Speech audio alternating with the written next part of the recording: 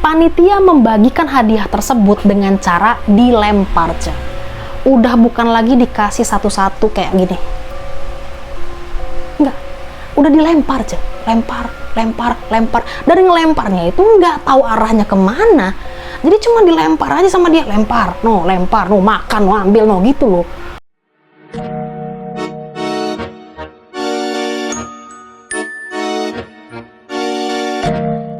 Halo Ce, ketemu lagi kita. Apa kabar kalian? Sehat kan? Oke Ce, jadi di video kali ini aku mau menceritakan tentang sebuah tragedi yang dulu pernah terjadi di negara Inggris, yaitu tragedi Victoria Hall. Tragedi ini menewaskan 183 anak-anak, dan ini bisa terjadi karena mereka semua berebut hadiah pada saat acara pertunjukan sulap. Tragedi ini menjadi tragedi yang besar pada saat itu, sampai bisa melumpuhkan semua bisnis yang ada di daerah Victoria Hall, dan ya mereka harus tutup demi menghormati para korban dari kejadian tersebut. So yaudah Ce, kalau kalian mau tahu gimana cerita lengkapnya, kenapa bisa mereka ini sampai rebutan mainan sih, sehingganya tragedi besar ini bisa terjadi gara-gara hal yang bisa dibilang hal sepele lah sebenarnya ya. Udah stay tune ya, kemana-mana, kita langsung aja mulai ke videonya, let's go.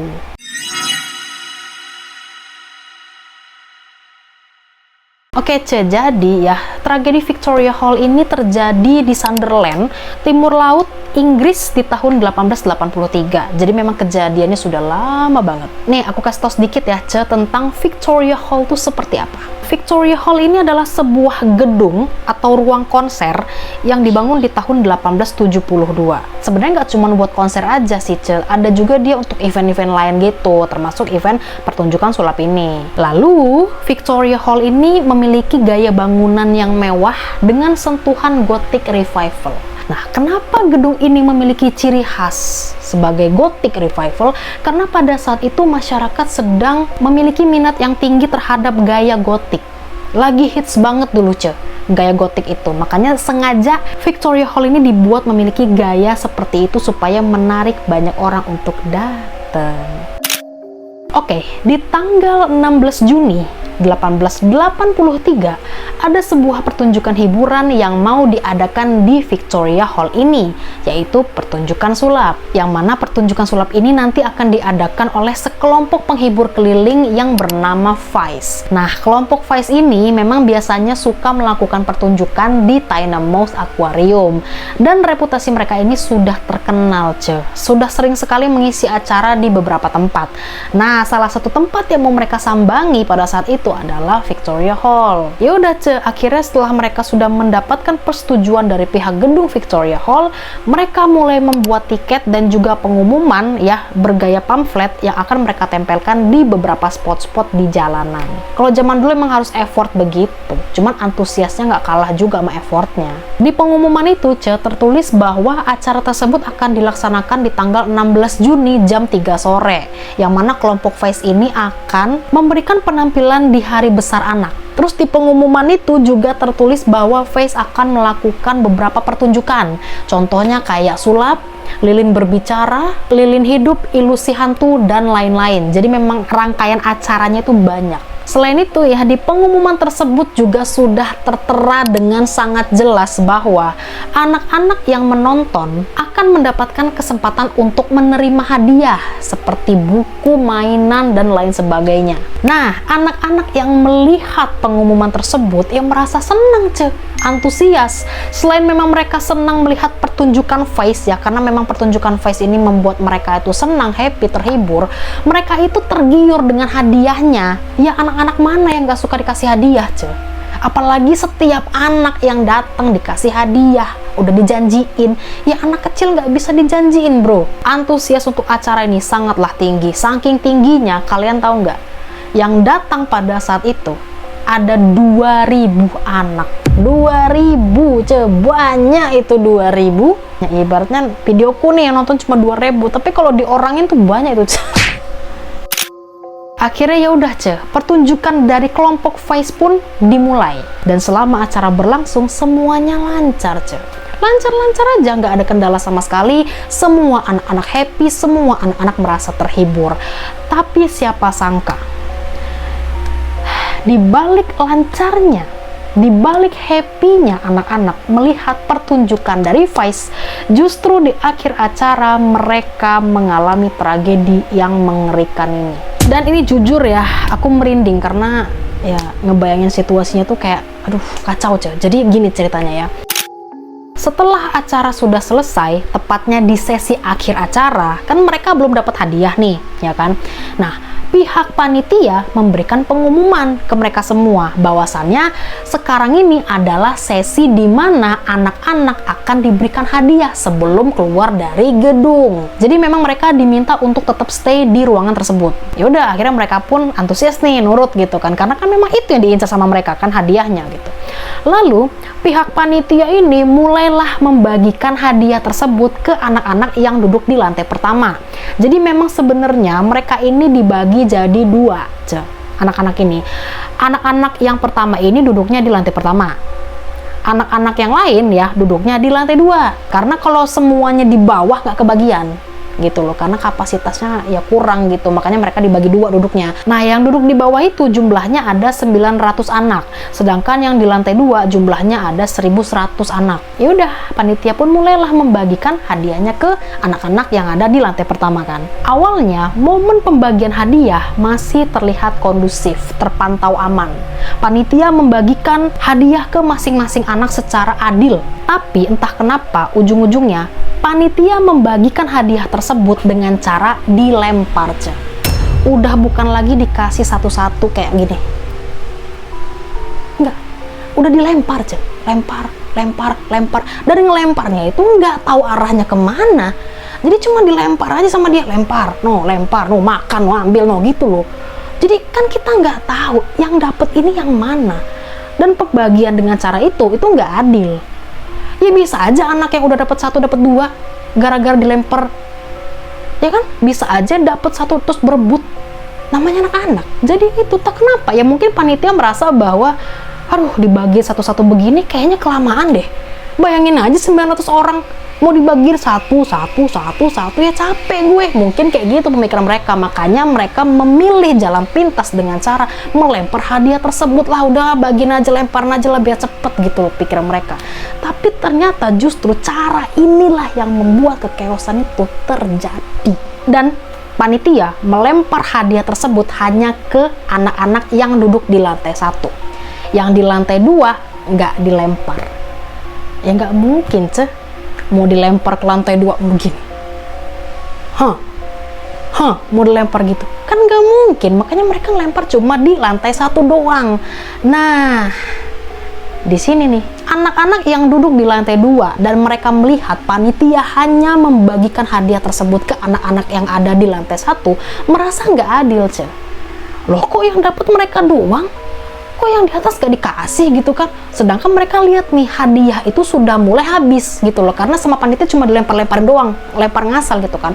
Nah mereka yang di lantai 2 ini ngelihat kayak, lah kok gitu ngebagiinnya, wah kalau gini mah kita nggak bakal kebagian dong, wah nggak adil lah kalau begini caranya, begitu. Makanya itu membuat mereka semua yang duduk di lantai 2 itu merasa takut nggak kebagian hadiah. Setakut itu mereka, karena mereka sudah berharap dari awal kan dikasih hadiah. Makanya ketika melihat si panitia cuman gitu-gitu doang, lempar-lempar doang, mereka takut gitu loh. Akhirnya mereka semua yang ada di lantai 2 ini memutuskan untuk turun ke bawah. Mulai dari sini kondisi sudah tidak kondusif. Kenapa coba? Karena mereka ini turunnya tidak tertib, dan ditambah pada saat itu nggak ada panitia yang jaga di lantai atas. Nggak tahu kemana panitianya, aku juga nggak ngerti. Jadi memang mereka yang di atas ini nggak kondusif ya, gara-gara panitianya nggak ada yang bisa ngatur gitu loh. Jadi sebebas mereka aja. Nah, untuk menuju ke spot lantai 1 itu ya, anak-anak ini harus menuruni anak tangga dan melewati pintu akses yang letaknya ada di bawah tangga persis. Dan itu hanya satu-satunya akses yang bisa mereka lewati untuk menuju ke spot lantai 1. Nggak ada lagi pintu akses lain. Dan kalian tahu nggak, ternyata pada saat itu ya, pintu akses tersebut itu dalam kondisi tidak dibuka lebar, tapi nggak ditutup juga. Jadi panitia memang sengaja membatasi pintu tersebut atau hanya membuka pintu tersebut dengan celah yang kecil selebar 50 cm. 50 cm, segede apa sih kecil loh itu. Kita akan coba ukur menggunakan meteran supaya kalian terbayang 50 cm itu segede apa ya. Kecil 50 cm nih ya, ini 50 ya. Oke. Bener ya, ini asli ya, real ya, no gimmick, no setting ya, no editan. Oke. Nih 50 cm, pintunya kira-kira celahnya cuma segini. Berarti kalau pintu tersebut dibuka lebar, harusnya ukurannya lebih besar lagi, ya kan? Mungkin bisa 100 lebih atau 200 lebih mungkin. Tapi dia cuma buka segini nih, 50 cm. Sebenarnya memang panitia sengaja membuka pintu tersebut hanya memiliki celah 50 cm dan posisi pintu tersebut dibuka ke arah dalam, bukan ke arah luar. Dan posisi pintu itu ya, walaupun ditahan, walaupun keadaannya terbuka, tapi dia tuh nggak bisa dibuka gampang karena sama mereka itu agak digembok, dipakein apa ya, selotan gitu loh, jadi memang nggak bisa dibuka sama anak-anak, harus panitia yang buka. Nah pertanyaannya, kenapa mereka tidak membuka lebar pintu akses tersebut? Kenapa cuma dibuka selebar 50 cm? Karena tadinya rencananya biar anak-anak yang ada di lantai 2 itu bisa turun dan keluar secara teratur. Karena mereka pikir kalau celahnya kecil artinya anak-anak itu harusnya bisa dong membentuk satu barisan. Jadi keluar itu bisa satu-satu barisan itu loh, Tapi ternyata dugaannya salah besar, berbanding terbalik. Akhirnya apa, Ya, rasa takut akan tidak kebagian hadiah tersebut membuat mereka semua terburu-buru turun, mereka semua lari, mereka semua berdesak-desakan, berdorong-dorongan, bahkan mereka ada yang berebutan jalur supaya bisa cepat-cepat keluar dari pintu tersebut. Pada saat mereka sedang berusaha untuk memaksa keluar dari pintu celah yang kecil itu, tiba-tiba anak yang ada di posisi depan macet mereka, nggak bisa bergerak ya karena terhimpit di celah pintu itu. Kalian bayangin aja, pintu sekecil itu kalau yang mau keluar sekaligus 20 anak ya gimana, kan nggak bisa dong, kan sempit gitu. Makanya mereka semua terhimpit gitu kan. Nah karena dirasa yang paling depan ini kok nggak bergerak-gerak, nggak jalan-jalan gitu kan, akhirnya semua anak-anak yang ada di barisan belakang, mereka terus-terusan mendorong-dorong yang ada di depan mereka. Supaya apa? Supaya mereka pikir yang ada di barisan depan itu bisa keluar karena mereka dorong. Padahal dorongan mereka itu tidak membawa solusi apapun, tapi malah membawa petaka. Karena anak-anak yang ada di belakang semakin lama semakin menumpuk di atas anak-anak lain. Saking mereka tuh kayak cepet, buruan. Jadi mereka tuh udah bukan dorong-dorong lagi, tapi mereka tuh udah saling tindih, saling timpah gitu loh.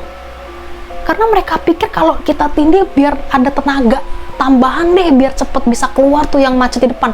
Padahal enggak. Kalian bisa bayangin kan, kalau semakin lama anak-anak yang di belakang-belakang tuh numpuk nindih, gimana nasibnya di depan? Yang di depan udah pasti semakin gak bisa bergerak, semakin kena tindih, dan bayangin beban yang ditindih. Karena dia semakin lama udah nggak bisa bergerak, ditambah lagi didorong-dorong, ditambah lagi semua anak-anak saling menindih, akhirnya semua anak-anak yang ada di barisan depan tidak bisa bergerak, mereka semua ketindih dengan 1.100 anak ketindih semua, dan ya mereka kehabisan nafas. Setelah melihat kekeosan yang udah bener-bener kacau itu, akhirnya juru kunci dari gedung tersebut yang bernama Graham mencoba untuk mengevakuasi atau menarik anak-anak yang sudah tertindih, terutama yang terperangkap di bawah, yang paling bawah. Tapi sayangnya sulit karena beban tindihan anak-anak tersebut itu semakin lama semakin berat. Setelah diusahakan dengan sekuat tenaga, akhirnya ratusan anak berhasil dibawa ke tempat aman. Graham juga dibantu itu oleh para orang tua yang ada di lantai 1. Mereka berusaha menyelamatkan anak-anak yang masih bisa ditarik gitu. Maksudnya anak-anak yang selamat, yang masih bisa dijangkau lah sama mereka, karena kan tumpukannya udah semakin lama semakin tinggi itu kan. Dan evakuasi tersebut itu dilakukan selama 30 menit. Lama loh itu. Tapi sayangnya tragedi tersebut memakan korban sebanyak 183 anak-anak. Ada 114 anak laki-laki dan 69 anak perempuan. Kalian harus tahu ya, korban termuda di tragedi itu umurnya berapa coba? 3 tahun. 3 tahun paling muda, dan korban paling tuanya umurnya 14 tahun, 14 tahun dan 3 tahun. Kalian bisa kebayang nggak sih, anak umur 3 tahun tuh gimana caranya dia bisa survive di kondisi kayak gitu? Yang 14 tahun aja nggak selamat, gimana yang 3 tahun? Kecil. 3 tahun, kecil banget, kasihan banget nggak sih mereka itu.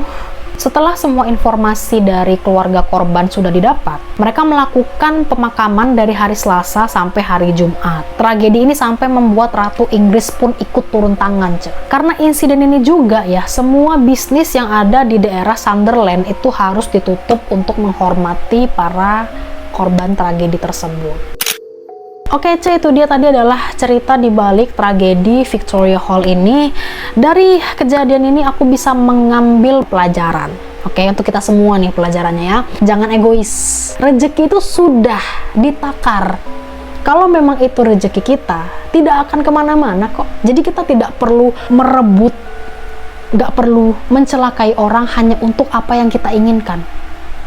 Kalau emang udah rezeki kita, nggak akan kemana-mana kok. Serius deh. Dan kalau aja, apalagi kita udah berusaha nih melakukan yang terbaik supaya mendapatkan apa yang kita inginkan. Tapi ya kalau memang itu bukan rezeki kita, ya udah mau gimana gitu. Yang penting kita udah berusaha. Mungkin rezekinya bisa digantikan di hari lain.